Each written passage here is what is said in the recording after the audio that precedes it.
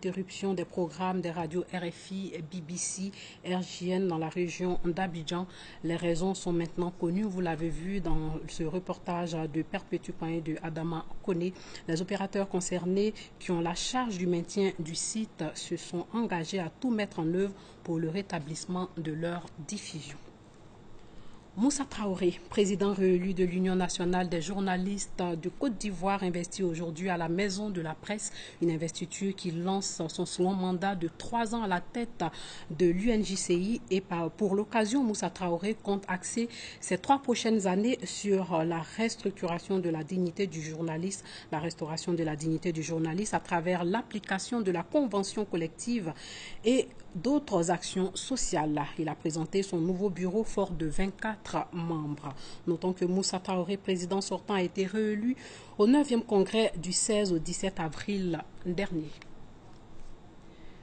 Un cyberdélinquant connu sous le pseudonyme Commissaire 5500 a été interpellé par la plateforme de lutte contre la cybercriminalité. Il arnaquait des personnes depuis plus de 12 mois. Il est poursuivi pour escroquerie en bande sur Internet. Abou Sanogo. Abdoulaye Raimi, connu sous le pseudonyme de Commissaire 5500, ne fera plus le boucan. Il a été mis aux arrêts par les éléments de la plateforme de lutte contre la cybercriminalité.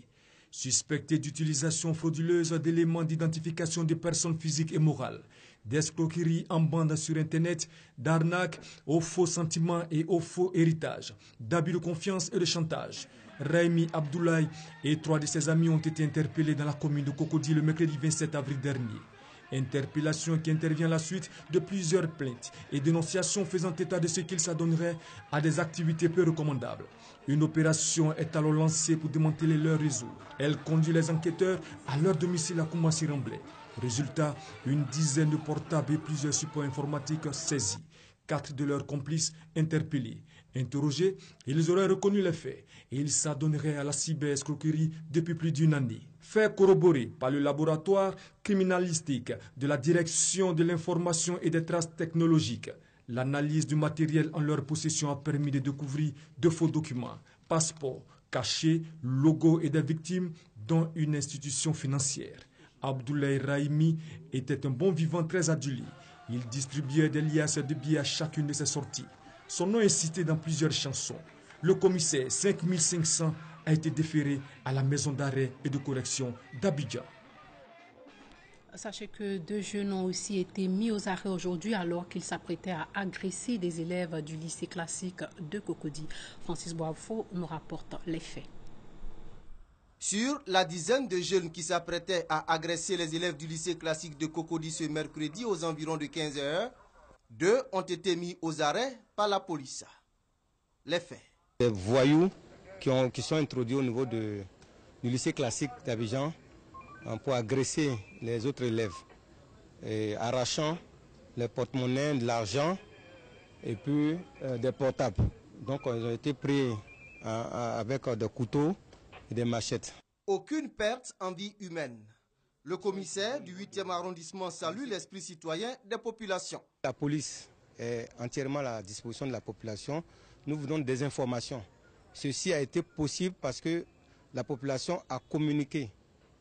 On ne peut pas faire de police sans informations. Et c'est par rapport aux informations que nous sommes venus à temps prendre dans ces individus indélicats. Mais l'enquête se poursuivra et nous allons démanteler ce réseau.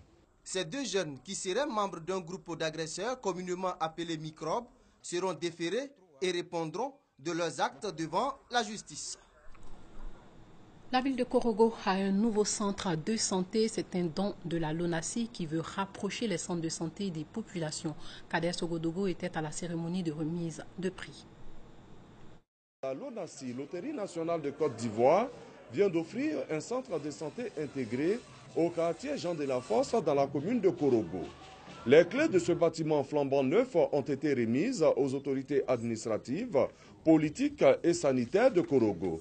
Isiaka Fofana, directeur général de la LONASI, inscrit cette action dans les œuvres sociales d'une société nationale citoyenne. La LONASI apporte sa modeste contribution à la prise en charge de cette demande sociale. Et cela conformément à la mission sociale que l'État de Côte d'Ivoire lui a assignées. Le premier magistrat de la commune de Korogo encourage cette structure qui accompagne l'État dans sa quête du bien-être social des Ivoiriens. Amadou Gonkoulibaly, pour sa part, a exhorté la population à fréquenter et à entretenir le centre de santé. Je voudrais, monsieur le directeur général, vous féliciter pour l'orientation que vous avez prise de faire de la LONASE une entreprise citoyenne qui accompagne l'État central, qui accompagne le président de la République, son Excellence Alassane Ouattara, dans la mise en œuvre de son programme de gouvernement pour la Côte d'Ivoire. Chaque année, des maternités, des dispensaires, des écoles sont construits par la Loterie nationale de Côte d'Ivoire au profit des populations. Le secrétaire général de l'UDPCI, l'Union pour la démocratie et la paix en Côte d'Ivoire, est en tournée à l'intérieur du pays. À San Pedro, il a parlé du processus du référendum et du renouvellement des structures de base. Thérèse Tapé-Yoboui. Les militants de l'UDPCI, Union pour la démocratie et la paix en Côte d'Ivoire, sont en ordre de bataille à San Pedro. Ils l'ont dit à leur secrétaire général, Laurent Tchagba, en tournée dans la localité. Les échanges tenus au quartier Seweke ont porté sur le parti unifié, le référendum, les élections législatives et le renouvellement des sections. La sensibilisation que nous avons fait au niveau de nos militants nous fait dire que demain, l'UDPCI va participer significativement à relever les défis, à savoir, premièrement, le référendum, deuxièmement, les élections législatives, le parti unifié. Et pour cela, il faut que le parti qui est l'UDPCI soit suffisamment assis. Quant aux militants, ils ont promis de faire honneur à leur parti. Ils disent avoir compris les ordres. Pour les élections législatives, l'UDPCI aura son mot à dire dans la région de San Pedro, ont-ils promis. Les États-Unis et la Russie ont conclu un accord pour étendre le cessez-le-feu en Syrie à la province et la ville d'Alep. Ils se coordonneront pour renforcer la surveillance de sa mise en œuvre. Depuis la reprise le 22 avril des hostilités dans la deuxième ville du pays, 284 personnes, dont 57 enfants et 38 femmes, ont péri dans les violences, selon l'Observatoire syrien des droits de l'homme.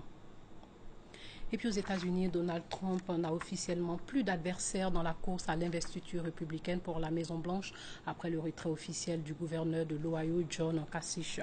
Le milliardaire new-yorkais est désormais seul en lice dans une course qui a compté jusqu'à 17 candidats républicains. La Convention nationale républicaine, elle, aura lieu à Cleveland, dans l'Ohio, dans le nord, du 18 au 21 juillet. Donald Trump quasiment près du but. Il est en voie d'être le candidat républicain à la présidentielle américaine de novembre prochain. Une position assurée grâce à sa brillante victoire aux primaires de l'Indiana, mais aussi à l'abandon de son principal rival, le sénateur du Texas, Ted Cruz. Cette année a été incroyable. Je n'avais jamais vécu ça. Mais c'est une chose belle à contempler. Et nous allons rendre à l'Amérique sa grandeur. Nous allons gagner en novembre. Plus tôt, son adversaire Ted Cruz avait annoncé publiquement son renoncement à la course pour l'investiture républicaine.